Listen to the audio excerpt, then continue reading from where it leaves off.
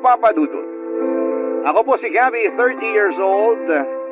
Noong padulo ang summer ay nagkahiwalay kami ng boyfriend ko for 9 years na si Edric. Ang sakit, hindi ba? 9 years. Halos isang dekada ng pagmamahal at pag-adjust sa ugali ng isa't isa. Napunta lang pala sa wala. Iniwalayan niya ako kasi sabi niya ay nagkagusto na raw siya sa katrabaho niya. Ang honest naman niya masyado para umamin kaagad. Sa totoo lang, yung pagiging honest niya, ang una kong nagustuhan sa kanya noong nanliligaw pa lamang siya sa akin. At hindi ko inakala na ang ugaling niyang yun din pala ang magiging dahilan para matapos din ang pagmamahala namin.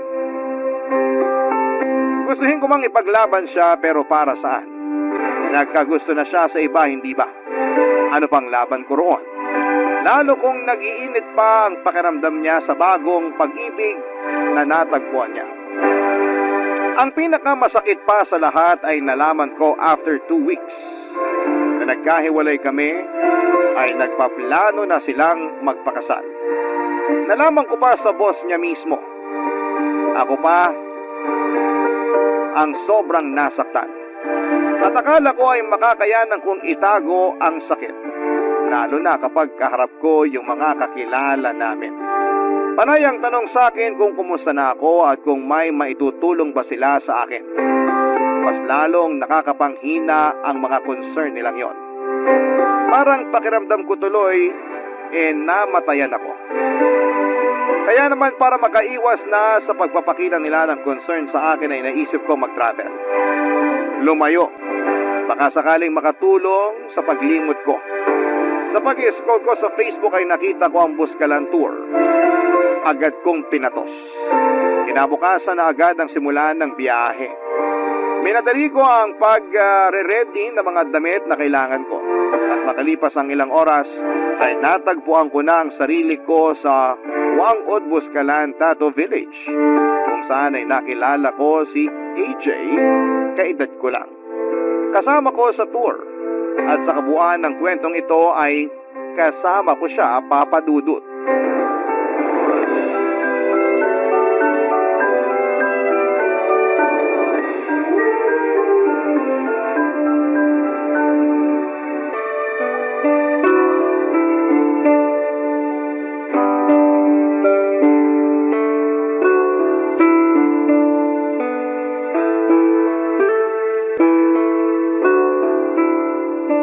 Solo joiner ka rin? Ha? Mag-isa mo lang sa travel group natin? Oo. Mukhang hindi ka madalas sumasali sa mga travel group ah. Paano mo nasabi? Hindi mo alam yung term na solo joiner eh. Ikakamatay ko ba kung hindi ko malaman ang ibig sabihin yan? Ang sungit naman. Kaya ka siguro solo. Mukha bang gusto kong makipag-usap sa'yo? AJ nga pala pangalan ko. Parang hindi ka nakinig sa sinabi ko. Nagpakilala pa talaga. Ano pangalan mo? Hindi ka talaga naturuang makinig ng magulang mo, no? Napakinggan ko lahat ng sinabi mo. Kaya lang gusto ko makipag-usap sa'yo. Kaya bahaliwala na sa akin ang pagsusuplada mo. Nagsusuplada ako kasi ayoko makipag-usap sa'yo. Mabuburyo ka rito, sige ka. Lahat sila may kasama. Eh, ikaw? Solo joiner din ako, pero kaya ko makisama kahit kanino. Eh, di dun ka. Walang nagtatanong. Broken ka, no? Ha? Paano mo naman nalaman? Yan talaga madalas ang tanong ko sa mga solo joiner eh. Kapag usapang broken kasi, sumasagot sila kagad. Parang ikaw, di ba?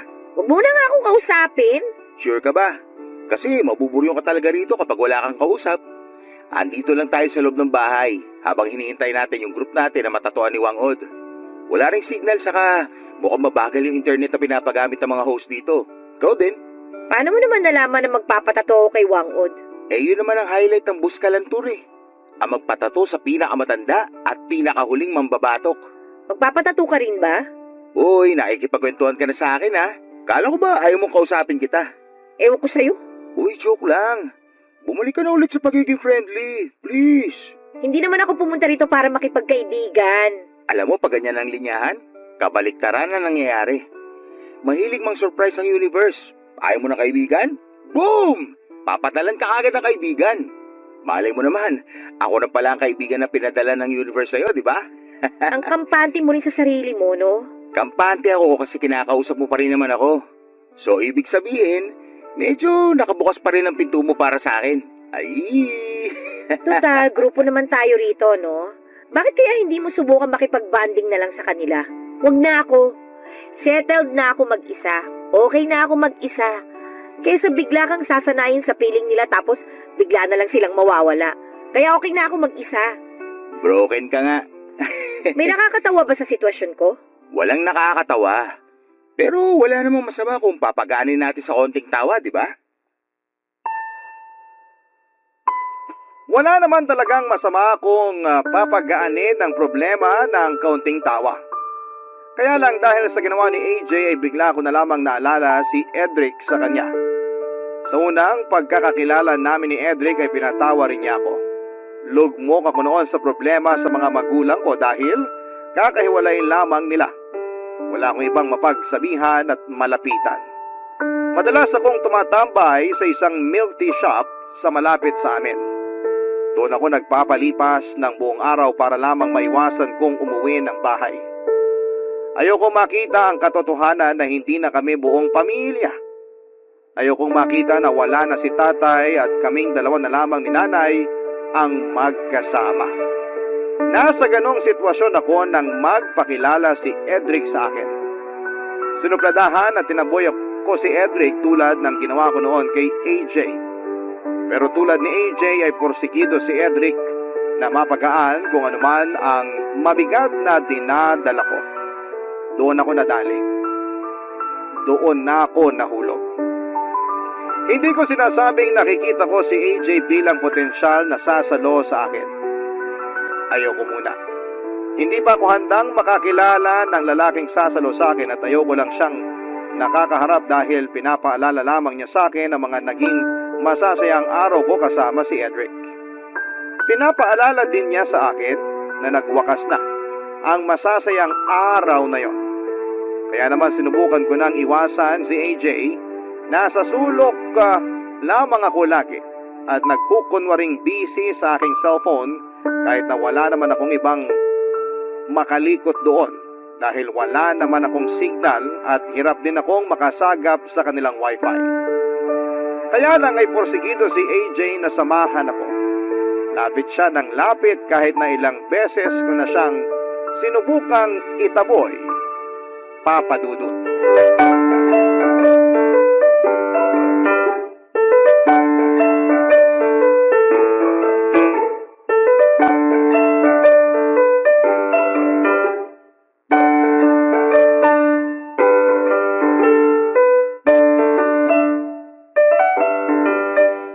Gabi, Paano mo nalaman ang pangalan ko? chinek ko rin sa listahan ng organizer natin. Hoy, wala kang karapatang gawin yan. Kesa naman kung ano lang itawag ko sa'yo. Gusto mo ba sitsitan na lang kita na parang aso? Ayoko rin naman gawin yun. Last na yan, ha? Pangalan ko lang ang pwede mong malaman sa akin.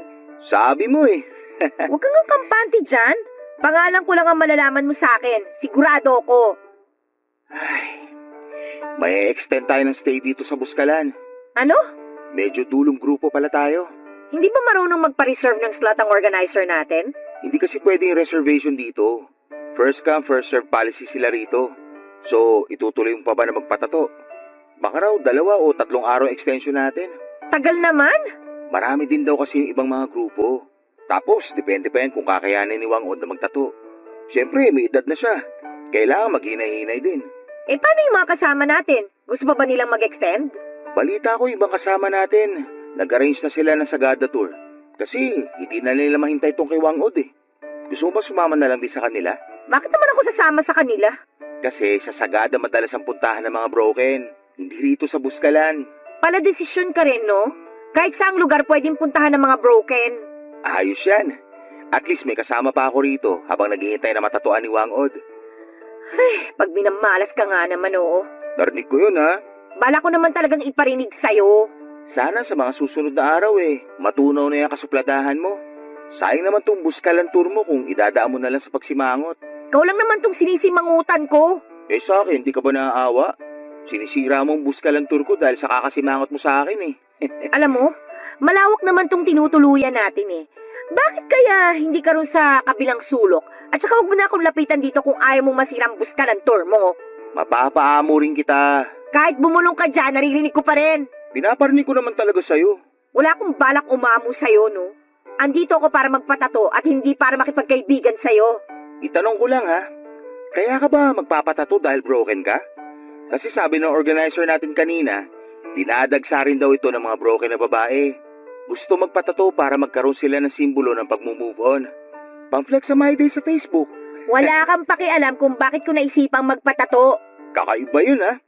Usually ang mga babae kapag broken, buhok ang pinupuntirya. Pagupit dito, pakulay doon. Pero sa'yo, tattoo ka agad ang hanap mo. Bakit kaya? Hindi ka pa rin ba titigil? Ito po, titigil na. Ang hirap mo kabanding. Mahirap ka banding ang ayaw makipag-bonding. Sa susunod, malalaman ko rin kung bakit ka broken. Talaga? Ganyan ka kakampante? Pakiramdam ko naman kasi, ikaw yung tipo ng babae na nagsusungit lang kasi sinusubukan mong protektahan yung mga sugat mo. At feeling ko sa mga susunod na araw, medyo matutuyo na ang mga sugat na yan. Doon sigurado ako, mababawasan na ang pagiging masungit mo. Hindi ako nakaimik sa sinabi ni AJ. Hindi naman kasi ako totoong suplada at masungit. Isa ako sa mga maayos makisama. Palakaibigan at palangiti pa.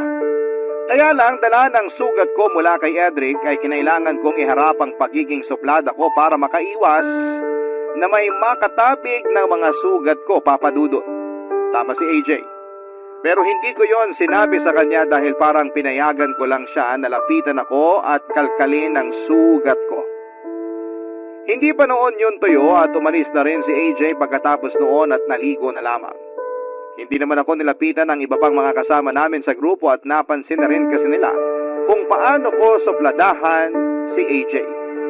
Kaya alam na rin siguro nila na hindi ako basta-basta pwedeng lapitan. Para akong asong nasugatan, Papa Dudut. Tumatahol para maprotektahan ang sarili mula sa mga taong pwede pang manakit at mangdiin sa sugat namin. Umiga ako sa kahoy na sahig na tinutuluyan namin. Nakatingin lamang ako sa kisame dahil sa pananahimik at pag-iisa ko ay naalala ko bigla ang nakaraan ko. Isa sa mga pangarap namin gawin ni Edric noon ay ang pumunta sa Buskalan para magpatato kay Wang Od. Couples tattoo, sabi nga nila, balak namin magpa 3 dots tattoo sa gilid ng braso namin. Ilang beses kaming nag-schedule noon pero sa hindi namin may paliwanag na kadahilanan ay lagi na lang may dumarating na sitwasyon para baguhin ang schedule namin. Pero kailangan naming pumasok sa trabaho dahil may mga biglang problema na kailangan ng tulong namin.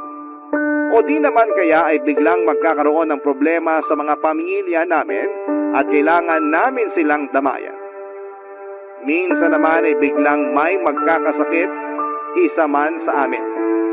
Napansin na naming dalawa yon ni Edric, kaya sinabi na lang namin na makakapunta rin kami sa Buskalan para magpatato kapag pwede na talaga. At hindi nahahadlangan ng nasa itaas. At doon ako napaluha sa pag-alala ko sa naging usapan namin yon ni Edric. Dahil mukhang tinabla na nga ng nasa itaas ang plano namin yon dahil pinaghiwalay na kami habang buhay. Barangay Love Stories. Barangay Love Stories. Ang plano namin ni Edric na sabay na magpatato ay ginawa kong mag-isa nang magkahiwalay kaming dalawa. Alam kong para hindi yon madali at parang papasakitin ko lamang ang sarili ko sa ginawa ko. Pero gusto ko lang patunayan sa lahat, lalo na sa sarili ko, na pwede ko pa rin gawin ang mga naplano naming dalawa ng mag-isa. Gusto kong patunayan na kaya kong gawin yon kahit na wala na siya. Oo, at mas magiging masakit pa ang alaala ng mga plano namin ni Edric kesa sa mismong proseso ng tattoo, pero kailangan ko yung tiisin at gawin. Gusto kong magkaroon ng simbolo sa katawan ko na nakaya ko ang sakit. Pumayag nga ako mag-extend ng stay sa Buskalan. Total ay nakapag-leave naman ako sa trabaho. Kailangan ko lang din na malayo muna sa mga lugar na nakasanayan ko para makahinga ng kaunti ang puso ko. Alam ko na kapag nasa Maynila lamang ako ay pwedeng madaanan ko ang isa sa mga lugar na madalas naming pinupuntahan ni Edric. Hindi ko pa kayang lakaran yon. Kaya mabuti na rin siguro na nagstay pa ako sa Buskalan. Aaminin kong medyo naburyong na rin ako noon lalo't sinabayan pa ng ulan ang pananatili namin doon. Hindi kami makalabas dahil delikado ang daanan palabas ng Buskalan kapag umuulan. Kaya naman minabuti kong makipag-usap na lamang kay AJ. Wala namang masama. Kaming dalawa lang noon ang nasa loob ng tinutuluyan namin. Kami na lang dalawa ang kasama sa tour dahil nagsilipatan na lamang sila para sa Sagada Tour. Kaya na solo namin ang hindi kalakihan na tinutuluyan namin, Papa Dudut.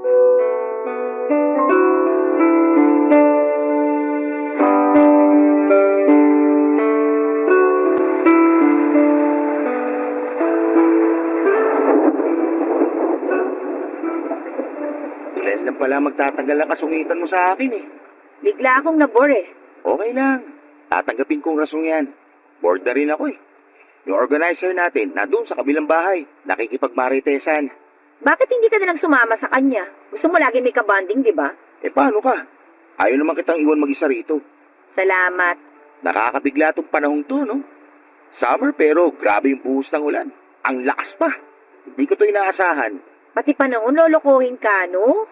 Nakakadalawang hugot ka na mula nang dumating ka rito, ha? Mukhang makakaisang dosena ka bago tayo umalis dito. Che, palibasa hindi ka makarelate sa pagiging broken ko kaya ganyan ka mang-asar. Ay, teka. Broken ka rin? Saan ang hugot mo? Ako yung broken na walang hugot. So, ikaw yung broken version 2.0. Malinis na version. Walang hugot. Sana all. Pero hindi halatang broken ka, ha? Magaling lang siguro ako magdala. Ay, sorry naman sa akin na nakabuyang-yang ang pagiging broken. Magkakaiba naman kasi ang mga tao sa pagdadala ng sakit na nararamdaman. Ayos lang din yan sa'yo. Wala namang masama dyan. Iisa lang naman ang goal nating lahat, ang makamove on. Okay lang ba kung magkwento ka kung ano nangyari sa'yo? Magkukwento ka rin ba tungkol sa sugat mo? Pwede. Pero ikaw muna. Paano ba ako magsisimula? Pinagpalit ako sa tomboy.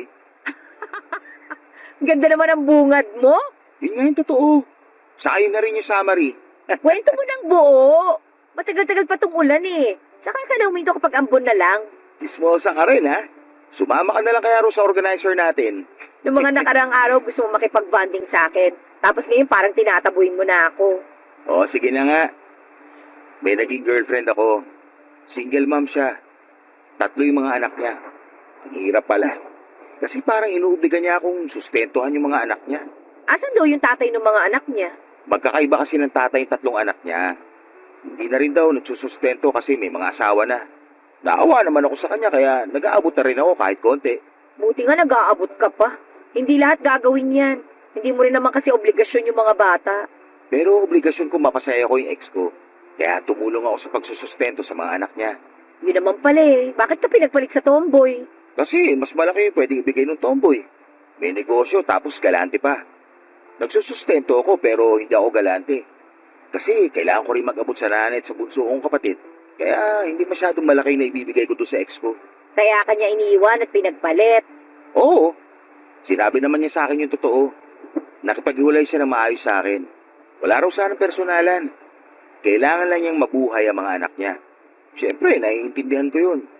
Mas kailangan naman talaga niyang unahin ang mga anak niya. Kaya doon siya sa mas practical na relasyon. Parang gano'n na nga. Ayun, pinakawalan ko siya. Kasi wala naman sa akin yung kailangan niya.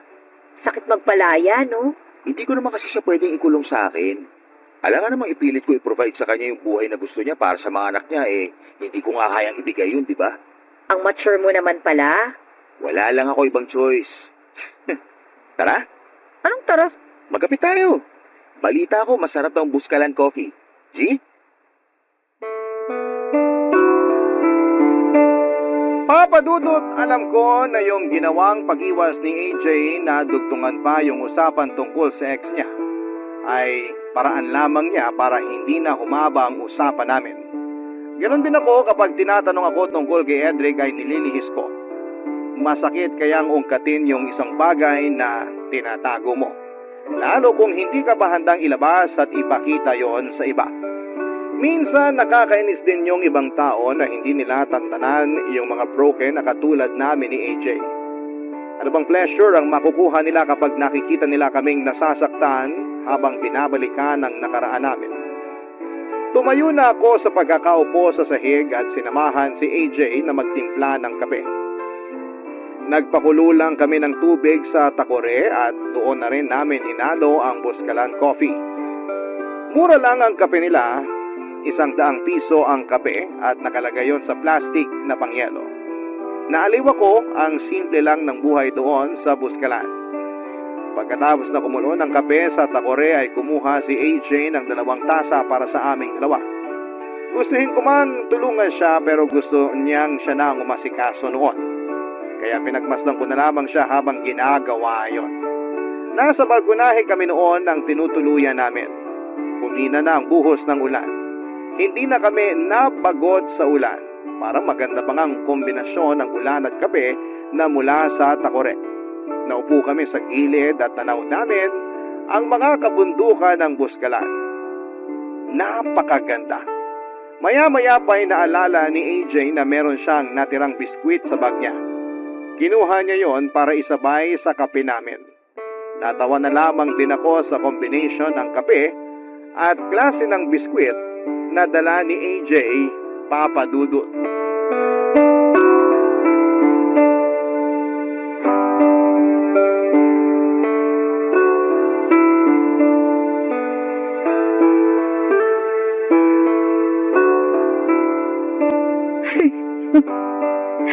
Oh, anong nakakatawa? Nagkakape tayo ng barako tapos may biskwit. Oh, tapos? Yung merienda natin, pang last night na eh. Lalo na tong bawon mong biskwit. Ganitong ganito yung sa mga burol, di ba? Uy, grabe ka naman. Pero totoo nga, ito'y nakalata. Tapos dinadakot na lang ng plastic na mangkok kapag hihahain na sa mga naikilamay. Alam na alam ah. Ako yung tagadakot ng biskwit sa burol ng tatay ko noon eh. Ay, sorry. Wala na yun, ano ka ba? Saka mula nun, naging paborito ko ng biskwit na to. Kaya lagi akong bumibili ng 1 lata kada buwan. Merenda namin sa bahay. Mahilig din kasi sa biskwit si nanay at bunso. Ah, kaya pala. Okay nga to eh. Sakto yung tamis niya. Hindi nakakaumay. Mapaparami ka ng kain dyan, lalo na kapag sinabay mo pa sa kape. Ang sarap din nitong Buscalan coffee, no? Sakto yung pait. Walang asim kahit napakuluan ko na sobra. Ngayon nga lang ulit ako nagkape eh. Kailan yung huli? 5 years ago na siguro. Nung lamay ng tatay ko. Sorry din. Kaya hindi na ako nagkape ulit. Lalo na pagbara ko. Kasi parang bumabalik yung pagluluksa ko sa tatay ko kapag naamoy ko yung kaping bara ko. Sabi sa nabasa ko, konektado raw kasi ang pang-amoy sa memories natin. May nagsasabi sa parte ng utak natin na may kinalaman sa emosyon at memories. Eh paano kung hindi ko na maiwasang makaamoy ng kaping bara ko? Forever na ba ako magluluksa dahil lang natitrigger ng utak ko yung emosyon at alaala ko? Ewan. Pero pwede sigurong ikonekta mo na lang yung amoy ng kaping barako sa isang masayang alaala. Ha? Paano? Meron ka bang memory sa kaping barako na masaya? Sa burol din yun ng tatay ko eh. Tanghali nun tapos kami lang. Kami lang nung ex kong si Edric yung nagbabantay. Nagkwentuhan kami. Ano pinagkwentuhan nyo? Malungkot kasi ako nun eh. Siyempre nagluluksa. Nag-worry ako kung paano ko haharapin yung future nang wala yung tatay ko. Kasi ang hirap nun, di ba? Totoo, ang hirap nga nun. Ay, tapos habang nagkakape kami, nagkaroon siya ng gana para pag-usapan yung future. Future namin. First time niyang naglatag sa akin ng mga plano niya para sa future naming dalawa. Parang naamoy ko ngayon yung mismong kaping barako na iniinom namin noon. Ano raw laman ang future na yun? Eh, yun, bibili raw siya ng townhouse namin. Yun muna yung unahin niya bago kami kasal. Para kapag honeymoon na namin, dun daw namin bibinyagan ng townhouse namin. Wala pang anak pero may binyagan na mangyayari. Tapos dun na rin kami bubuo ng pamilya. Lahat daw ng okasyon, dun magaganap sa bahay na yon, hanggang sa lumaki na yung mga anak namin. Para raw pamahayan ng good memories ang bahay na yon kapag tumanda na kami at kaming dalawa na lang ang magkasama sa townhouse. At babalikan namin yung mga alaalang yon habang nagkakape. Yun. Pwede na kayang yun na lang yung alaala na ipalit ko para matabunan yung malungkot na alaala ko sa kaping barako? Para rin mabura na yung memory ng pagluluksa ko sa tatay ko kapag nakakaamoy ako nun?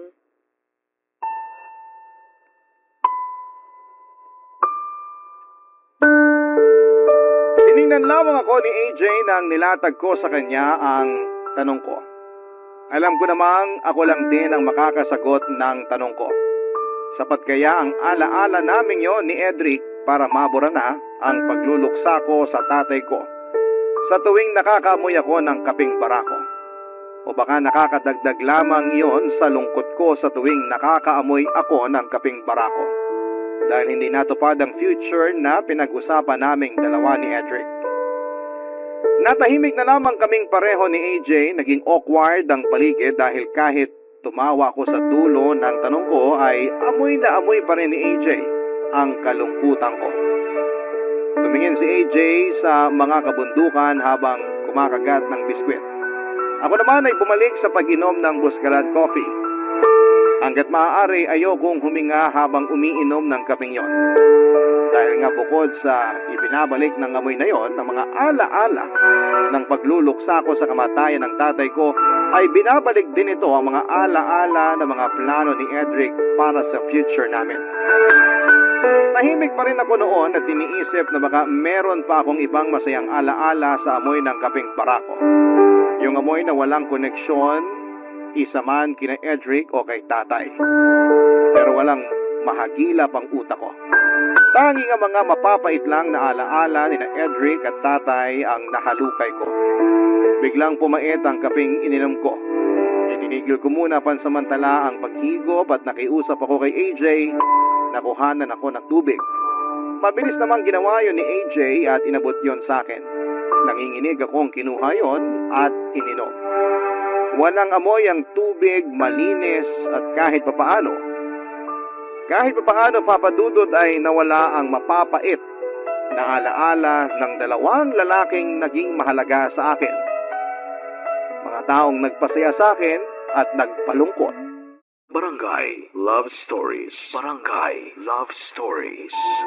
Papadudot, naging masaya ako na nakakausap si AJ at kahit papaano ay naiibsan ang lungkot na nararamdaman ko sa paghihiwalay namin ni Edric. Nakahanap ako ng kaibigan. Yung kaibigan na hindi ka balak husgahan. Hindi ka pipilitin na magkwento tungkol sa sakit na nararamdaman mo.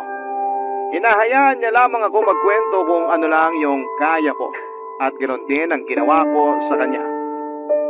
Naging komportable kaming irespeto ang mga nakaraan ng bawat isa.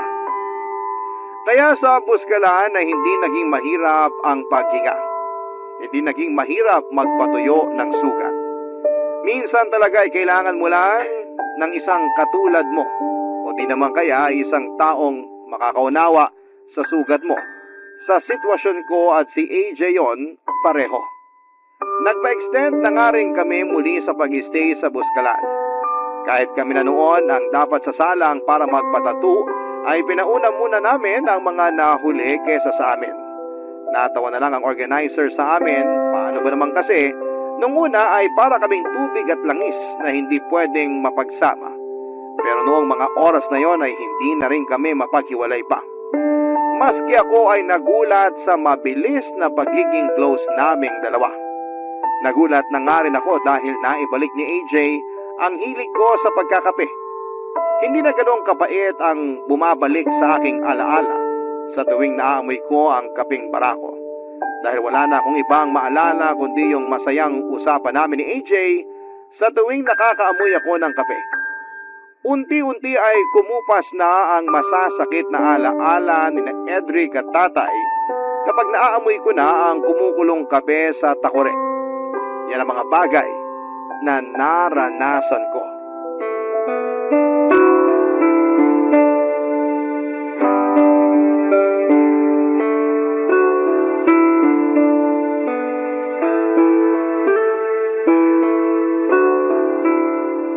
Pangalawang tasa mo na yan Awat na. Kapag ikaw hindi ka nakatulog mamaya. Tubig lang ang katapat niyan para makatulog mamaya. Hayaan mo na nga ako. Ngayon ko nga lang ulit na-enjoy magkape. Salinan mo pa ako ng kape, please. Bahala ka ha. Walang sisiyan kung bigla ka magpalpitate dyan. Daming sinasabi, hindi na lang magsalin. Eto na po, Coffee Princess ng Buskalan. Oh, yan. Salamat. Sana umulan ulit. Hoy, huwag kang ano dyan. Ngayon palang bumibida yung araw, palalayasin mo na kagad. Para kasing ang sarap magkape kapag umuulan. Naaalala ko na naman yung mga kwentuhan natin nung nakaraan. Tapos, sumasabay pa yung ulan. Ang ganda rin kapag makulimlim yung kalangitan. Ngayon ko palang na-appreciate yun eh. Maganda kasi itong lugar natin eh. Kapag sa Manila to, naku, ang hirap i-appreciate. Pag-usapang ulan tapos nasa Manila ka, bahagad ang maiisip mo, walang palya. Correct. Para ang bilis maging honest at seryoso sa usapan kapag sumasabay yung ulan, no? Tapos palalakasin pa ng kape yung loob mo, no? Gabi, Oh, ano yun? kahit hindi umuulan, kaya mo maging honest at seryoso? Susubukan namin ang kape ko. Ano ba yun? Alam ko, broken ka pa. Pero, naisip mo na ba kung ano yung ideal na next relationship mo? Kahit nung hindi pa ako broken, meron na talaga akong ideal na relationship sa utak ko. Ano? Ano, gusto ko talaga yung pwede kaming maging honest sa isa't isa. Ayokong napapaisip ako lagi kung nagsasabi ba ng totoo yung partner ko o hindi. Baka dyan napapasok yung trust. Oy, true yan. Papunta rin dyan sa trust yung ideal relationship ko eh. Yung kaya ko talagang magtiwala kahit nasaan siya o kahit sino pa yung kasama niya. Marami pa rin ibang tao na pwede mapagkatiwalaan. Yan nga yung problema ko ngayon eh. Bakit? Alam ko hindi ko pa nakukwento sa iyo yung nangyaring relasyon ko kay Edric pero malaking tiwala kasi yung nawala eh. Pwedeng magpapayaw ka sa nangyari? Kung okay lang ha? Siguro sabihin na lang natin na dahil sa ginawa ni Edric sa akin, mahihirapan ng next na makakarelasyon ko na ibalik yung tiwala ko sa relasyon. Kahit yung tiwala ko sa sarili ko na makakahandle pa ako ng relasyon, para kasing parang nawala na rin. Hindi ko kasi alam kung kaya ko pang pagkatiwalaan yung sarili ko na sumugal ulit sa susunod eh. Kasi paano kung maulit na naman, di ba? Masira na naman yung tiwala ko. Parang hindi ko na yata kaya. Kota na ako sa nangyari sa amin ni Edric. In fairness, Ha? Anong in fairness? kinaya pa rin ng kape na gawin kang honest at seryoso. Ano, isang tasa pa? Ay sige, isa pa nga. Alam na agad ni AJ na kapag bumibigat na ang loob ko, magko-commercial break na agad kami at ililiko na ang usapan doon sa magaan. Yan ang isang bagay na kinatuwa ko kay AJ. Alam niya kung kailan naabante sa akin at alam niya kung kailan hihinto. Kaya niya talagang irespeto ang boundaries ko. Nakakatuwa lang na isipin na merong isang tao na kahit na ilang araw mo pa lang nakikilala, ay mas maayos na ang trato sa iyo kumpara sa mga taong matagal na sa buhay mo. Nagpalit kami ng pinag-uusapan na pagkwentuhan na lang namin ang mga nadaanan naming lugar bago kami umakyat ng Buskalan. Naging magang muli ang usapan kasabay ng manamis-namis na Buskalan coffee. Masaya ang naging Buskalan experience ko pero lahat ay may hangganan. Sumapit na kami sa dulo ng pila, kami na lang ang hinihintay para magawa na namin ang original plan namin. Ang magpatato sa pinakamatanda at huling mambabato, kay Apo Wangud. Nakapila na kami noon sa likuran ng isang grupo. Marami sila, pasulyap-sulyap lamang kami kay Wangud. Ang ganda niyang pagmasdan. Ang kalmado habang nagpapatato siya sa mga bisita. Siguro inaabot lang ng 5 minuto kada 3 dots na pagtatato ni Wangud. Kasama rin niya ang grandniece niyang si Grace, ang kanyang protege. Ang ganda nilang pagmasdan noon habang nagtatato sa mga bumibisita sa kanila sa Buskalan. Habang inihintay namin na magtato, ay nagkwentuhan pa kaming muli ni AJ, pangtanggal lang ng kaba. Yun kasi ang unang tato naming dalawa, Papa Dudut.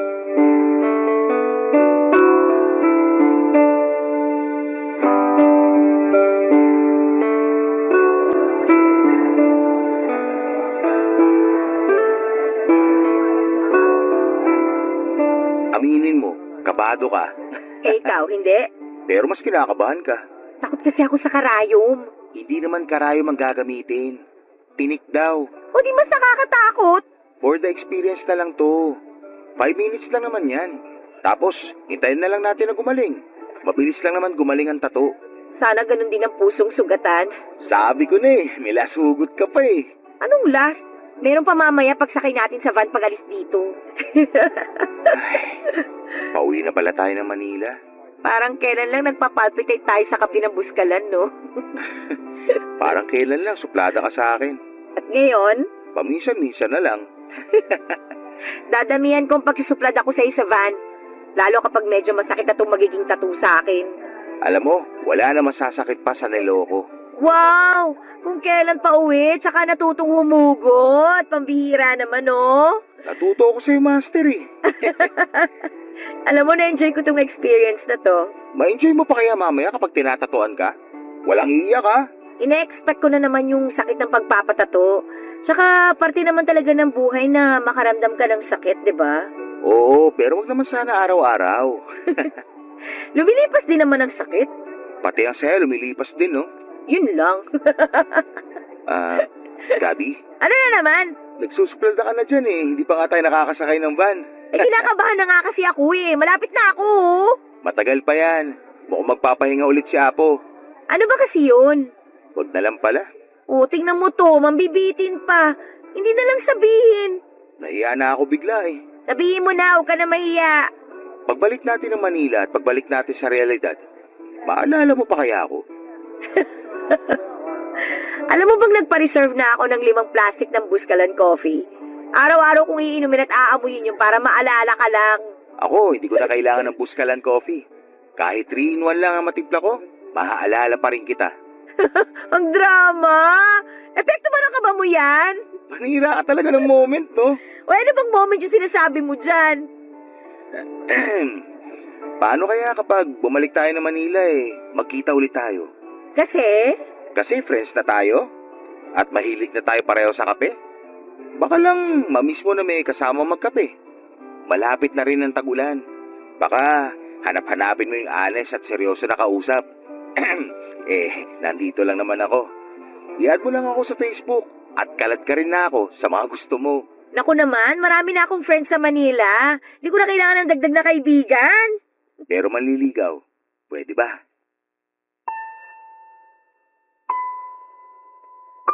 Nasa likuran ko si AJ noon habang nakapila kami. Hindi ko siya malingon para matingnan. Mas lalong hindi ko siya masagot sa naging tanong niya. Malakas ang kabog ng dibdib ko. Hindi ko alam kung dahil yon sa napasobrang kape na ininom ko o dahil sa tanong ni AJ. Hindi ko napaghandaan ang tanong ni AJ na yon at hindi ko naisip na babalakin niyang manligaw sa akin. Naghihintay si AJ ng sagot mula sa akin at mabuti na lamang at gumalaw na ang pila. Binago ko ang usapan at tinuro ang grandniece ni Wang Od na si Grace. Sinabi ko na mukhang magaan ang kamay ng protege ni Wang Od. Baka magpataturin ako sa kanya. Mukhang nuggets naman ni AJ ang ginawa kong pagpapalit ng topic. Sinangayunan niya ang sinabi ko at balak din daw niyang magpatato kay Grace bilang ando na rin naman kami papadudot.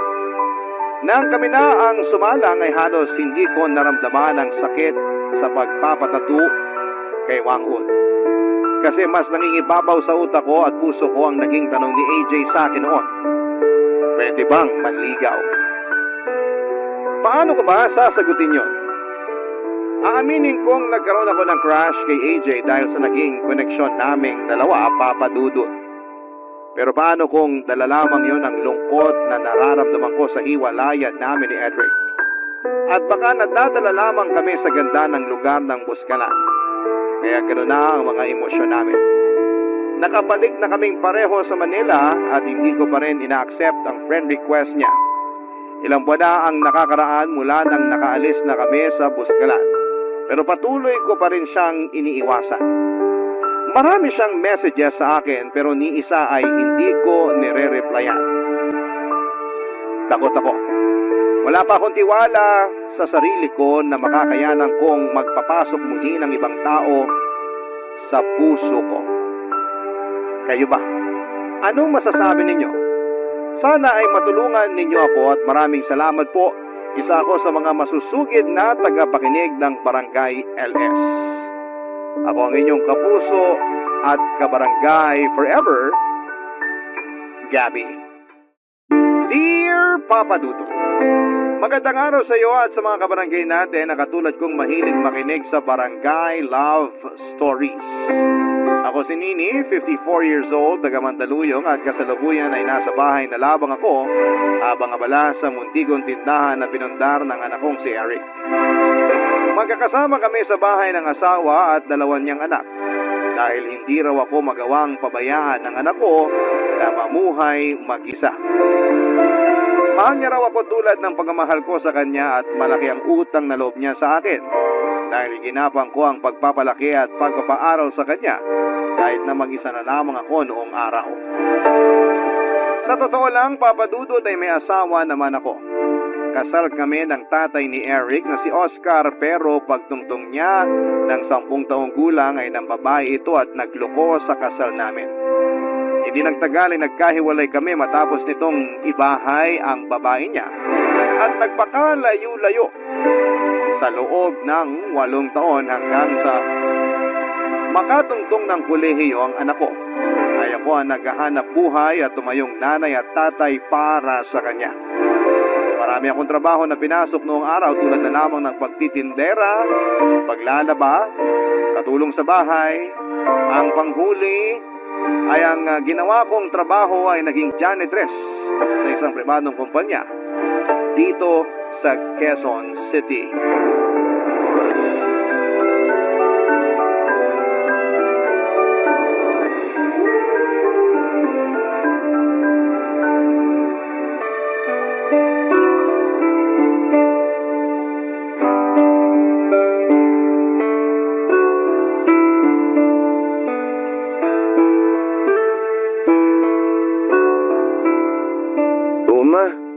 Bakit naman po nakangiti kayo dyan?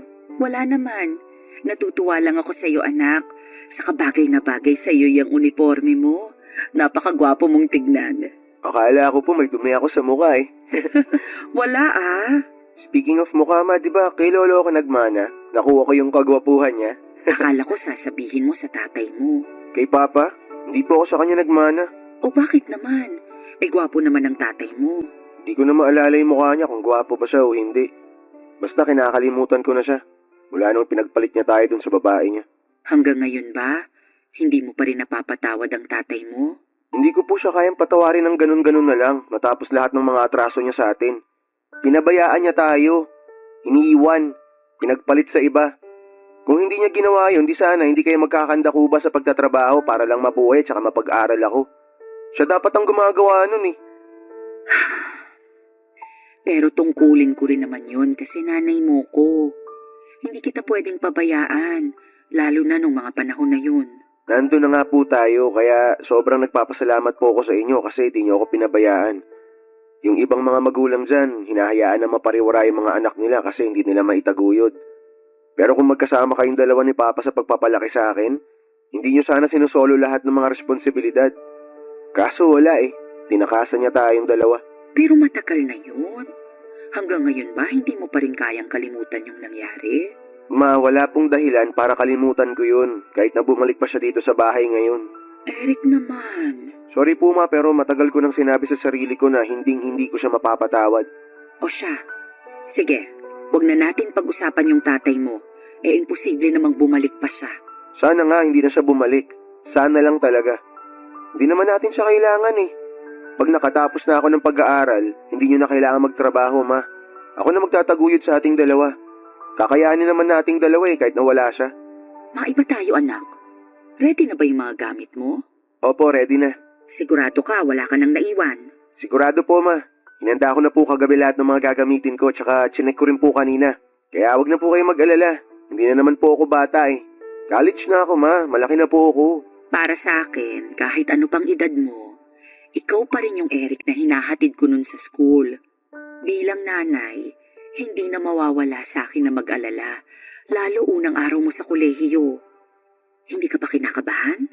Kinakabahan po, pero kakayanin. Oo, ganyan nga. Lagi mong tandaan na anumang sitwasyon, kayanin mo.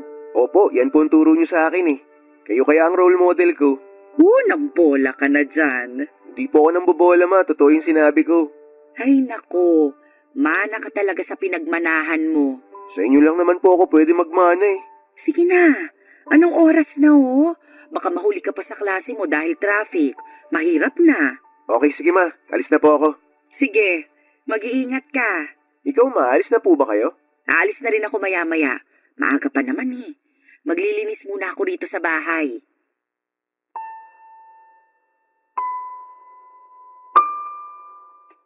Papa Dudut, hindi ko masisisi ang anak ko kung galit siya sa tatay niya dahil na rin sa ginawa nito sa amin.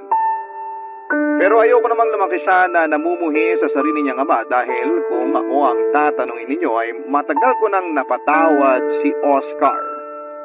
Oo, nandun pa rin ang pagkadismaya ko sa kanya dahil sa pangiiwan niya sa amin ni Eric para sumama sa ibang babae. Pero habang lumilipas ang panahon, Papa Dudut, natatabunan ang pagiging abala ko sa trabaho at pag-aaruga sa anak namin ang galit ko sa kanya at sa mga ginawa niya sa amin. Bukod doon ay aaminin ko na malaki talaga ang pagpapahalaga ko sa kasal. Sagrado kong ituring ko yon, kaya nga kahit na ilang beses na sa aking sinabi noon ni Eric na ikinakahiya niyang dalhin ang apelyido ng tatay niya ay wala na lang akong imik. Pero sa kaloob-looban ko ay mahalaga pa rin sa akin ang natatanging bagay na yon dahil yun na lang ang pinangahawakan ko para masabi na minsan ikinasal ako sa lalaking minahal ko. Ganon ang paniniwala ko hanggang isang araw ay bigla na lamang nagbalik sa buhay namin si Oscar, Papa Dudut.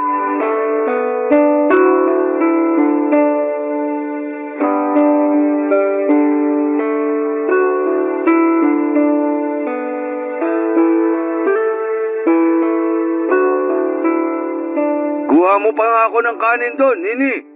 Grabe gutom ko sa biyahe. Ay sige, sandali. Kukuha pa kita. Sa sobrang tagal kong hindi nagbiyahe, muntik ko nang makalimutan yung daan pa uwi rito sa atin. Ang dami nang nagbago. Marami na rin tinayong mga tindahan at gusali. Oh, eto na yung kanin mo. Sige, kumain ka pa. Salamat. Ikaw, hindi ka ba kakain? Tapos na kami kumain ng anak mo. Nasa na nga pala si Eric? May binili lang sa malapit na tindahan. May project daw sila kaya lumabas pagkatapos kumain. Siguro malaki na yung anak kong yun, no? Oo, binata na. Natangkaran ka na rin yata. Maiba tayo. Saan ka pa ba galing yan? Sa San Andres, Quezon. Galing ako dun kaya inabot ng halos 8 oras yung biyahe.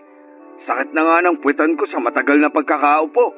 Doon ba kayo nakatira nung babaeng pinalit mo sa akin? Ha? Oo. Doon kami sa probinsya nila. Hirap din ang buhay doon. Ibang-iba sa nakasanayan ko rito sa syudad. Bakit ka pa bumalik dito sa atin? Siyempre. Gusto ko nang tumira kasama niyo rito ng anak natin. Saka patay na rin yung kinakasama ko nung nakaraang taon pa. Tapos napag-isip-isip ko na ayoko nang tumira doon kaya bumalik na lang ako rito. Buti na lang, di kayo umalis sa bahay natin. Ma, nandito na po ako. Papa? Oh, Eric, ang laki mo na. Nak, magmano ka sa papa mo? Ayoko. Bakit ako magmamano sa kanya? Ano bang ginagawa niyo rito? Bakit pa kayo bumalik? Gusto ko na ulit kayong makasama ng mama mo tumira sa bahay natin. Hindi ka ba masaya? Bakit ako magiging masaya? Alam niyo, sana hindi na lang kayo bumalik sa buhay namin ni Mama. Aba, bastos ka. Huwag mo namang pagsalitaan ng ganyan ng papa mo. Bakit hindi? Bigla na lang siyang uuwi dito sa bahay tapos ang kapal na mukha niya na sabihin na gusto niyang tumira dito kasama tayo? Ano yun? Ganun na lang yung kadali? Baka nakakalimutan mo. Pamamahay ko rin to. Hindi ko nakakalimutan yun. Pero nawalan na kayo ng karapatan dito sa bahay na to mula nung iwan niyo kami ng mama ko. Huminahon ka muna. Tatay mo pa rin naman ang kausap mo. Saka tama naman siya. May karapatan pa rin siya sa bahay natin kasi asawa ko pa rin siya. Magumising nga kayo. May asawa bang ng bababae tapos iiwan kayo? Tapos na yon. Sabi ng papa mo, Wala na rin daw yung kinakasama niya. Patay na, kaya bumalik siya sa atin. Ganun. Kasi namatay yung kinakasama niya, kaya gusto niya nang bumalik dito sa atin. Ang kapal naman ng mukha niyan. Eric naman. Dami mo namang satsat eh. Mama mo nga, tinanggap ako ng maayos. Tapos ikaw, kung ano-anong sinasabi mo sa akin. Ay nako, lumaki ka lang, naging bastos at palasagot ka na. Mukha namang di mo pa kaya sarili mo. Ang dami mong daldal.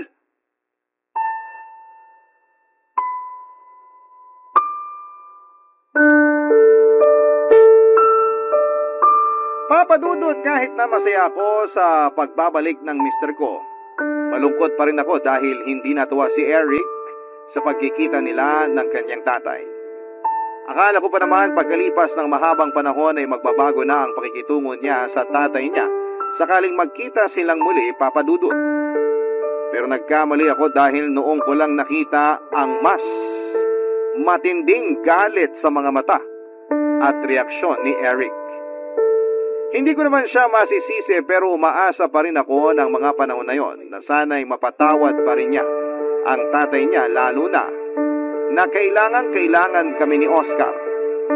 3 araw makalipas tumira ulit si Oscar sa bahay at inamin niyang may dinaramdam siya sa tagiliran niya. Naisip kong ipakonsulta siya sa doktor at doon namin nalaman na may malubha siyang sakit. At dahil nga patay na ang kinakasama niya ay wala nang mag-aalaga sa kanya, kundi ako na lamang na lehitimong asawa niya ng mga panahong yon, Papadudot. Barangay Love Stories. Barangay Love Stories. Papadudot, katulad ng sinumpaan namin sa altar noong kinasal kami ni Oscar, magsasama kami sa hirap at ginhawa, sa lungkot at ligaya, sa sakit at sa kalusugan. Alam ko na pagsubok lang ng Panginoon sa amin ang paghihiwalay namin noong araw, pero sa huli ay pagkalipas ng mahabang panahon ay pinagbuklod pa rin kami ng Diyos upang magkasama ni Oscar. Alam ko na ako na lang ang maasahan niya ng mga panahong yon, kaya naman nangako ako sa sarili ko na hindi ko siya bibiguin. Sa kabilang banda ay ayaw pa rin ng anak ko na tumira sa bahay namin ang tatay niya, pero wala pa rin siyang nagawa dahil ako pa rin ang masusunod sa aming dalawa. Kaya nga nanatili si Oscar sa bahay at tinuring ko siya bilang asawa. Mas nanaig sa akin ang awa at habag sa kanya ng mga panahong yon dahil sa kondisyon niya. Nung pina-check up namin si Oscar ay nakumpirma namin na meron siyang chronic kidney disease at kailangan na niyang mag-dialysis. Ako lang ang nag-asikaso kay Oscar, kaya hindi rin maiwasan na mapagod ako, lalo na at nagtatrabaho din ako. At yon ang bagay na napansin ni Eric nang minsan niya akong kumustahin pagkatapos naming maghapunan.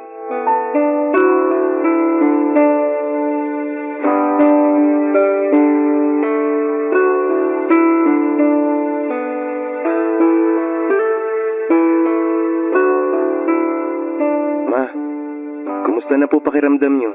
Eto, masakit ang katawan. Ang dami naming ginawa kanina sa trabaho. Paano? May client audit daw ang mga boss bukas, kaya dami naming nilinis. Napapansin ko po, dumadalas na yung pananakit ng katawan niyo Baka naman kayo na yung magkasakit niyan. Iinuman ko na lang to ng gamot mamaya bago matulog. Bukod sa pag-inom ng gamot, kailangan niyo rin magpahinga. Oo, lagi rin akong puyat gawa ng tatay mo. Nini, halika nga rito sa may sopa. Ano bang problema nun? Bakit siya sumisigaw? Baka may kailangan lang ang tatay mo. Teka, nandyan na ako, Oscar. Ano yun? Anong yun? Kanina pa kayo nagbubulungan ni Eric dyan sa tabi. Ako ba yung pinagbubulungan nyo? Hindi Bakit naman namin gagawin yun? Ewan ko. Siguro pinag-uusapan nyo ako. Kasi pabigat ako sa buhay nyo. Oscar naman. Buti alam mo. Ano ka mo? Di mo narinig? Sige, uulitin ko. Sabi ko, buti alam mo. Buti alam mo na pabigat ka lang dito sa bahay na to. Pabigat ka lang sa aming dalawa ni Mama. Sumusobra ka na talaga. Ako pa ngayon ang sumusobra? Ikaw, kumusta? Kumusta ka? Hindi ka ba sumusobra? Huwag mong pagsalitaan ng ganyan ng papa mo. Nakakainis kasi. Akala mo kung sinong boss kung makasigaw. Hari-harian dito sa bahay pabigat naman. Pasalamat ka, masakit tong katawan ko. Kaya di ako makabangon sa pagkakahiga ko rito sa sofa. Kung hindi, makakatingin ka talaga sa akin ng suntok. Talaga ba nananakot ka pa? Ganyan na nga kalagayan mo. Ikaw pa matapang? Kapal ah. Anong sabi mo? Eric, tumigil ka na. Huwag mo nang pagsalitaan ng ganyan ng papa mo. Kita mo na ngang may iniinda siya, oh. Oo ma, kitang-kita ko yung iniinda niya. Malamang karma niya yan sa pag-iwan niya sa atin noon. Naturingan ka pa namang nag-aaral, pero bastos ka. Ah, gusto mo ba ng ganyanan? O sige, ikaw nga padre de pamilya pero naghanap ka ng iba. Iniwan mo kami ni mama. Anong sabi mo? Ano yan, bingi-bingihan ka na naman? Hindi mo na naman narinig? Ano, ulitin ko pa ba? Nini, pagsabihan mo nga yung anak mo. Anak, tumigil ka na sabi. Hindi ko mapigilan ma Akala mo kasi kung sino to kumakaasta. Pabigat lang naman siya. Tingnan mo yung sarili mo ma. Hindi ka sana mapapagod ng ganyan Kung sa tuwing pag-uwi mo rito, hindi mo naiintindihin tong taong to. Kaso hindi Sabit na nga, paalaga pa. Di ba? Walang kwenta talaga. Tsaka ma, tingin nyo ba hindi ko napapansin kung paano kayo trato nito? Kung sigaw-sigawan ka na lang kung utus-utusan ka, akala mo kung sino?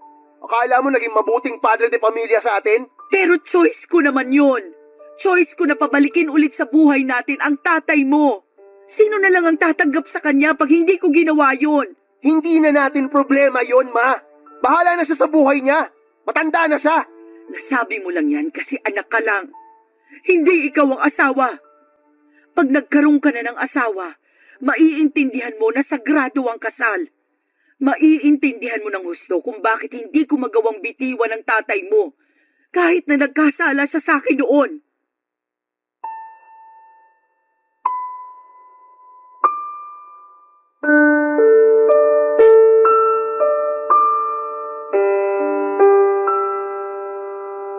Papadudot nung hindi pa kami nagkakahiwalay ni Oscar ay may ugali na talaga siya na mabilis magalit o mapikon sa mga bagay-bagay.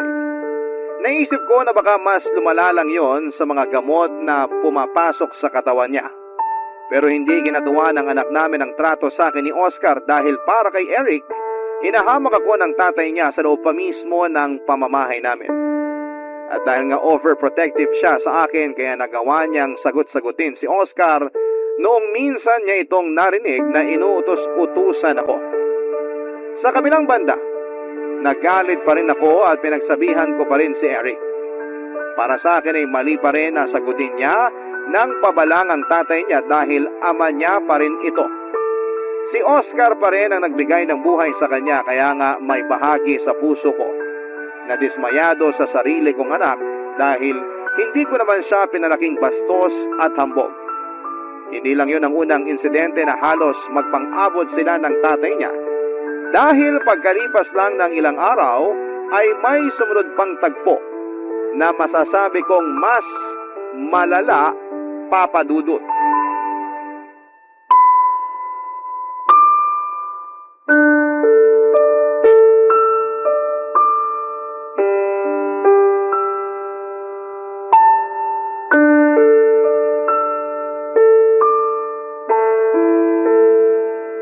Eric! Eric! Halika nga rito sa sala. Dalian mo. Ay, bakit ba? Anong bakit ba? Kanina ka pa dun sa kwarto mo. Ano bang ginagawa mo? Wala ka nang pakialam dun. Pambihira. Hanggang ngayon ba, hindi mo pa rin ako napapatawad? Nakuha mo pa talagang itanong yan? Kahit kailan hindi kita mapapatawad. Kasi walang kapatawaran yung ginawa mo sa amin ng mama ko. Matagal na yon. Kaya kung ako sa'yo, mag-move on ka na. Hindi yung hanggang ngayon, ganyan pa rin trato mo sa akin. Tatay mo pa naman ako. Di ka ba naaawa sa akin? May sakit na nga ako, oh. Bakit ako maaawa sa'yo? Buti nga yan Nagkasakit ka. Nakuha mo yung karma mo. Ano ba kasing kailangan mo? Ba't mo ko tinawag? Nagugutom na ako. Wala pa ba nanay mo? Wala pa. Baka nag-overtime sa trabaho. Wala bang makakain dyan? Iinom pa kasi ako ng gamot. May natitirang kanin sa kaldero. Meron pang ulam mo dun sa plato sa lamesa. Yun ang kainin mo. Ayoko na nung ulam. Nakakasawa na Kapal naman ang mukha mo. Nakuha mo pa magsawa. Wala ka namang ambag dito sa bahay na to. Ikaw pa yung malakas ang loob na mamili ng kakainin mo. Pabigat ka na nga, reklamador ka pa. Bakit ka ba ganyan magsalita? Tatay mo pa rin naman ako. Wala akong pake. Simula nung umalis ka sa bahay na to, nawalan na ako ng tatay. Nawalan na ako ng respeto sa'yo. Para sa akin, patay ka na. Kaya huwag kang umasta na akala mo kung sino ka. Ang hirap kasi sa mga kabataan ngayon, mapagtanim ng galit sa mga magulang. Kung makapagsalita ka, akala mo perpekto ka na. Pero walang-wala naman ako kung ikukumpara sa'yo. Kasi ikaw, kampon ka ng demonyo. Kahit na ganyan patingin mo sa akin, mahal na mahal pa rin ako ng nanay mo. Tingnan mo, tinanggap niya pa rin ako sa bahay at buhay niyo. Kahit na iniwan ko siya noon para sumama sa iba. Patunay lang yon na patay pa rin siya sa akin. Kaya di niya ako kayang tiisin. Aray ko! Bakit mo ako sinuntok? Kulang pa yan sa lahat ng ginawa mo sa amin ni Mama. Sa lahat ng mga pang-iinsulto mo sa kanya. Eric, tama na! Bitawan niyo ako, Ma. Tuturuan ko lang ng leksyon yung taong yan. Kapal na mukha niya. Awatin mo yung anak mo, kundi papatulang ko na yan. Pwede ba? Manahimik ka na lang dyan, Oscar. Ako pa talaga? Oo. Ikaw lang naman yung panggulo rito. Nagugutom lang naman ako. Nagugutom ka? Di kumain ka sa kusina mag-isa. Hirap kasi sa'yo, wala ka ng silbi, ang arte-arte mo pa. Tumigil ka na. Huwag mo nang bastusin ang tatay mo. Bakit hindi ko babastusin yung taong yan? Siya yung una ng bastos sa akin, Ma. Pero hindi pa rin sapat na dahilan yon para suntukin mo siya. Tingnan mo. Lalo mo lang dinagdagan yung sakit na nararamdaman niya. Sabi ko nga kanina, kulang pa yung suntok ko na yun sa kanya sa lahat ng mga naging kasalanan niya sa ating dalawa, Ma. Bakit ka ba kasi pumayag na pabalikin siya dito sa bahay natin? Mas maayos pa nung tayong dalawa lang eh. Kaya naman natin. Sana, Ma, hinayaan mo na lang siya na magdusa sa sakit niya. Di ba ganun naman yung ginawa niya sa atin noon? Hinayaan niya tayo na magdusa? Lahat ng nararanasan niya ngayon, karma niya yan. Kaya dapat hindi siya tinutulungan.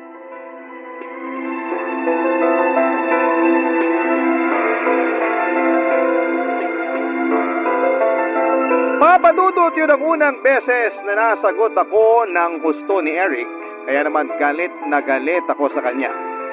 Magalang kasing bata at marespeto ang anak ko, kaya gano'n na lamang ang gulat ko dahil parang sa loob lamang ng maiksing panahon ay nagbago na siya.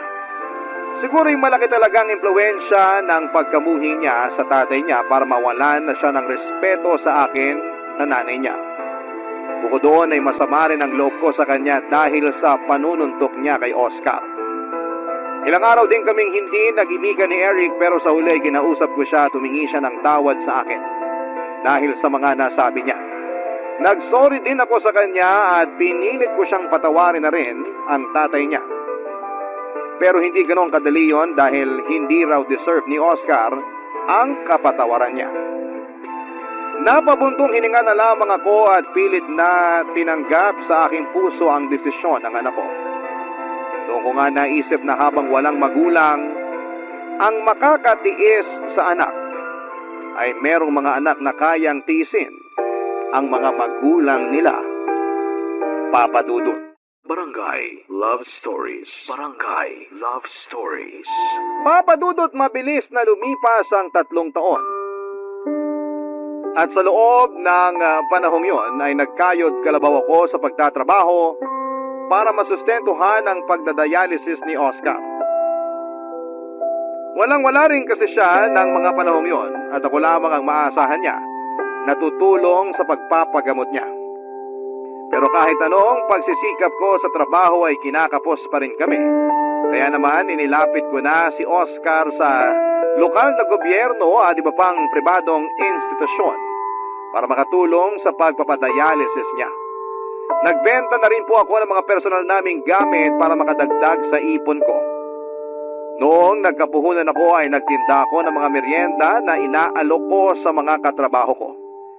Ginawa ko yon kasabay ng pagtatrabaho bilang janitress. Kahit na mahirap ay wala akong hindi kakayanin para madugtungan pa ang buhay ng asawa ko.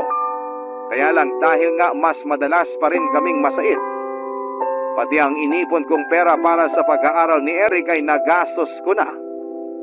Papa Dudut.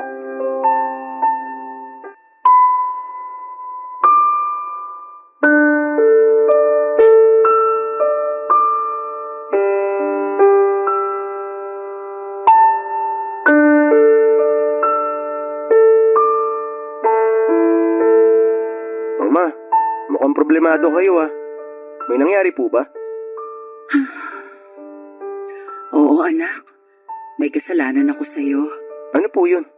Yung pera kasing inipon ko para sa graduation fee mo at sa iba pang bayarin mo sa eskwelahan, nagastos ko. Pampadialysis ng tatay mo, kapos na kasi tayo eh. Ngayon, hindi ko alam kung saan ako kukuha ng pera para sa nalalapit mong graduation. Ay, ayos lang po yun. Ako na pong bahala dun. Paanong ikaw na ang bahala? Wala ka pa namang trabaho. Pwede naman po ako mag-part-time dun sa coffee shop na pinagtatrabahuan ng kaklase ko. May bakante daw po sila, niyayaya niya ako. Sigurado ka ba? Baka mahirapan ka ha? Mukhang hindi naman ako mahihirapan, ma. Alas 6 hanggang alas 10 ng gabi lang naman ang duty ko kung sakali. Yung perang kikitain ko dun, makakatulong sa akin yun para may pambayad ako sa graduation tsaka pambili ng susuot kong damit. 4 na buwan na lang naman din, ma. Makakagraduate na ako. Salamat anak. Sa totoo lang, nahihiya ako sa'yo. Bakit naman po kayo nahihiya sa akin? Yang kailangan mong magtrabaho para makapag-ipon ng pambayad sa graduation at iba pang gastusin sa eskwelahan. Hindi na kinakaya ng sweldo ko na tustusan pag-aaral mo dahil nga sa sitwasyon ng papa mo.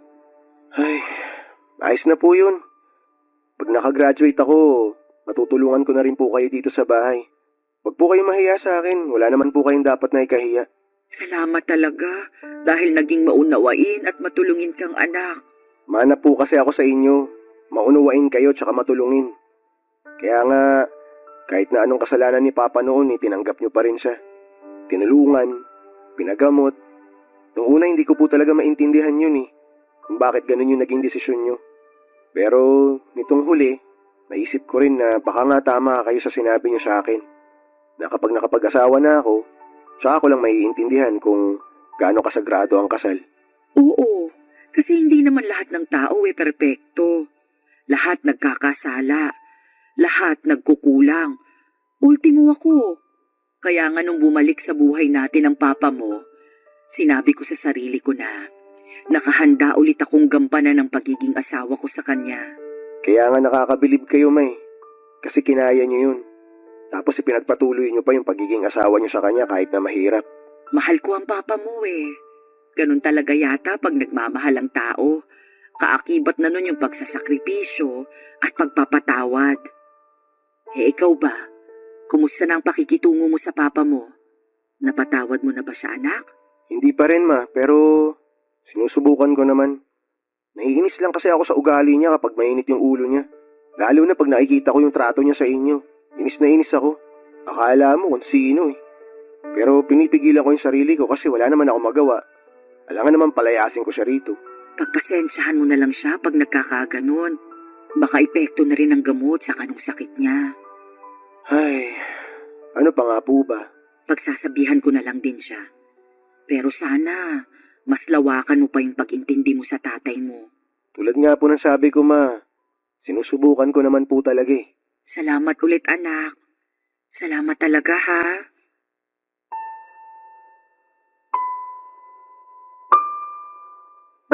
Papadudot nagsisi ako ng gusto nang ma-realize kong pati ang pera na nakalaan sa pag-aaral ng anak ko ay nagastos ko kay Oscar. Para ako natauhan ng mga panahong yon pero buti na lamang at maunawain si Eric. Kahit na hindi pa rin siya sangayon sa pagkupkup ko sa tatay niya, paggastos at pag-aalaga rito dahil may sakit ito ay hindi na pinaramdam sa akin ng anak ko ang mga bagay na yon. Sa halip ay siya na ang nagkusang tumulong sa akin sa pagtatrabaho para mapaaral niya ang kanyang sarili. Makalipas nga ang 4 na buwan ay nakapagtapos na sa kolehiyo si Eric at siya na ang naging katukatulong ko sa pagtatrabaho para masuportahan ang dialysis ni Oscar. Pero sa totoo lang, dumating na rin ako sa punto na nahiya na ako sa anak ko dahil nagkaroon pa siya ng responsibilidad sa tatay niya. Pero sinabi lang sa akin ni Eric na ginagawa niya yon para matulungan ako dahil mahal niya ako. Hindi nagtagal ay umalis na ako sa kumpanyang pinagtatrabahuhan ko at nag-focus na lamang ako sa pag-aalaga kay Oscar. Kaya lang ay parang walang pinagbago ang ugali at pakikitungo sa amin ng asawa ko. Akala mo kung sino pa rin siya na hari sa pamamahay namin kung umasta siya, Papa Dudut.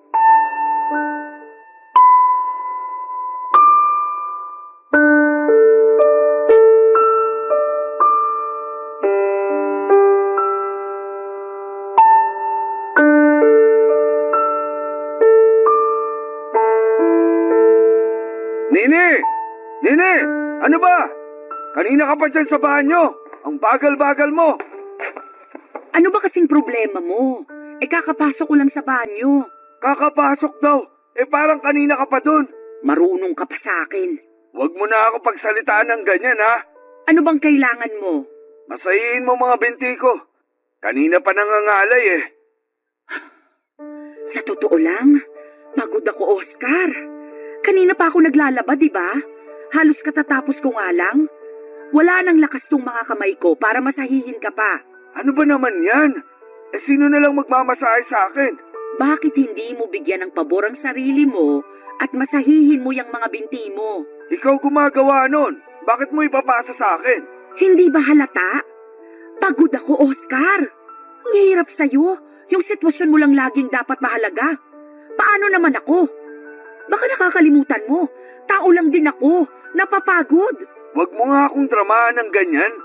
Nakakarindi ka Saka ano pat umalis ka sa trabaho mo para tutukan yung pag-aalaga sa akin kung hindi mo lang din pala magagawa ng maayos. Yan lang ba ang tingin mo sa akin, Oscar? Katulong mo? Tagapag-alaga mo? Kung oo, aba, kawawa naman pala ako. Bakit ka naman magiging kawawa? Asawa mo ko. Asawa na nagkasala sa kasal natin noong araw dahil ng babae ka't iniwan mo kami ng anak mo. Asawa na bumalik sa buhay namin matapos magkasakit at nagpaalaga. Pero ni minsan, hindi nagpasalamat o tumanaw ng utang na loob. Alam mo, sumusobra ka na Nakakapagod ka na. Hindi ka na ba talaga magbabago? Ewan ko sa'yo kung ano-anong pinagsasasabi mo. Bakit? Nasasaktan ka? Alam mo, gusto ko na lang tuloy maniwala sa anak natin na sana hindi na lang kita tinanggap pabalik sa buhay namin. Hindi naman kita nakikitaan ng pagbabago Hindi ka marunong magpakumbaba. Ikaw pa talaga yung laging galit? Dapat sa sitwasyon mong yan, nagsisisi ka na sa mga kasalanan mo. Hindi yung ikaw pa talaga yung matapang, otosero, at akala mo kung sino. Alam mo naman na hindi ko kontrolado yung nararamdaman ko, di ba? Hindi ko lang din mapigilang mainis at magalit sa sitwasyon ko. Kasi nga, sa dinami-rami ng tao, bakit ako pa yung magkakasakit ng ganito? Siguro nga, tama si Eric. Karma ko na to dahil sa pangiiwan ko sa inyo noon. Pero, huwag mo namang hayaang malugmok yung sarili mo. Pagtuunan mo ang paggaling mo. Hindi yung minsan, pahirapan ka pang painumin ng gamot. Tapos hindi mo pa sinusunod yung sinabi ng doktor mo sa kung ano lang ang pwede mong kainin. Hindi ko lang mapigilan. Naaaburido ako. Wala akong magawa sa buhay ko dahil sa sakit na to. Ang daming limitasyon. Ang daming bawal. Kaya gusto mo na lang mamatay. Ganon. Hindi naman sa ganon. Ganon na rin yun. Hindi mo man lang kami naisip ng anak mo? Lalo na ako. Imbis na ayusin mo yung sarili mo, kahit man lang para sa akin, hindi mo magawa. Paano na lang pag nagkasakit din ako? Paano na lang kita maaalagaan? Pasensya ka na talaga. Kilala mo naman ugali ko, di ba? Ang hirap sa'yo. Kahit na ganyan ang sitwasyon mo, hindi mo pa rin maibaba yung pride mo. Hindi ka pa rin talaga nagbabago. Kung ako sa'yo, ayusin mo na yung ugali mo bago pa ako magsawa sa pag-aalaga sa'yo. Hindi sa lahat ng pagkakataon, maiintindihan kita. Nauubos din ako, Oscar. Napapagod din ako. Papa Dudut dala na rin ng matinding pagod at frustration ng araw na yon kaya nasabi ko ang mga masasakit na salitang yon kay Oscar.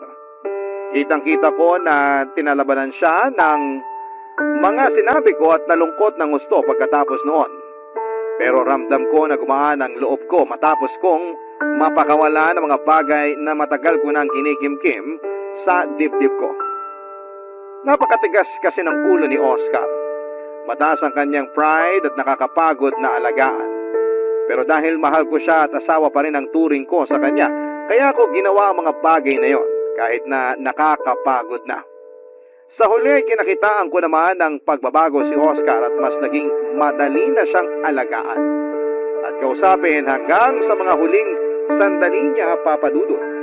Dahil sa lumala niyang sakit ay binawian ng buhay ang mister ko taong 2015. Malungkot po ako sa pagkawala niya pero wala akong pinagsisisihan na idalagaan ko siya hanggang sa bawiin na siya ng may kapal sa amin.